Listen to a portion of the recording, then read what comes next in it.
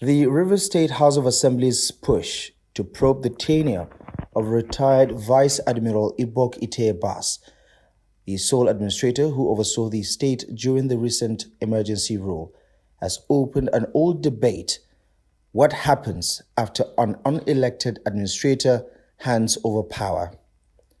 Within Ibas's 6 months in charge, Rivers received at least 230 billion naira from FAC, an oil derivation, nearly 650 billion naira in internally generated revenue, and 300 billion naira already in the treasury. He also presented a 1.8 trillion naira budget, almost double the previous year's. Now, lawmakers want a full audit of that period. Nigeria has seen this before. In 2004, when President Obasanjo imposed emergency rule in Plateau State after ethno-religious violence in Jos, Governor Joshua Dariye was suspended and retired General Chris Ali was appointed as sole administrator of the state. Questions later trailed the management of funds allocated for security and reconstruction during his 6-month tenure. 2 years later, in 2006, Ekiti State faced a similar episode.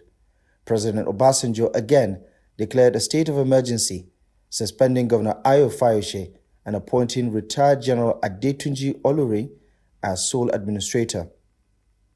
At the end of his stint, state lawmakers and civil society groups raised calls for audits into how federal allocations and emergency funds were spent. Now, Rivers finds itself in the same position. Billions of naira were released by the federal government to stabilize the state during its emergency period. But the Assembly wants to know how those funds were utilized. While auditing outgoing administrators is not yet a strict tradition, past experiences in Plateau and Ekiti State show that once emergency rule ends, scrutiny follows.